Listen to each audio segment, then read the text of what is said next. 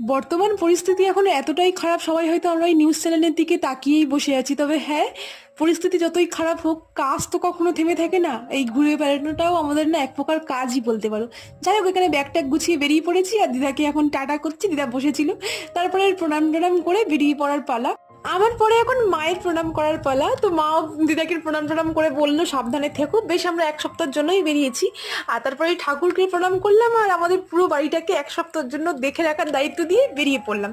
টোটো রাস্তায় দাঁড়িয়েই ছিল, তো এসে আগে লাগেজগুলো সেট করে আমরা সবাই বসে পড়েছি। তারপরে পুরো পাড়াকে টাটা করে বেরিয়ে পড়লাম পুরী যাওয়ার উদ্দেশ্যে। কোথায় যাচ্ছি সেটাই তো এতক্ষণ তোমাদের জানানো হয়নি। তো স্টেশনে এসে সেখানে সব যে লাগেজ আছে সেগুলো সব সেট করছি। যেহেতু আমাদের একটা ট্যুরের বিজনেস আছে, তো ওই জন্য প্রচুর লাগেজও যায় আমাদের সাথে। তো মা এখানে এখন থেকে গল্প শুরু করছে। তারপরে ট্রেন আসার সময়ও হয়ে গেল। এখন ট্রেনে করে যাচ্ছি শিয়ালদার উদ্দেশ্যে। আমাদের ট্রেন ছিল শিয়ালদা থেকে শিয়ালদা টু পুরী দুরন্ত এক্সপ্রেস। তো এরপর থেকে সবকিছু নেক্সট পার্টে দেখা হচ্ছে তোমাদের সাথে।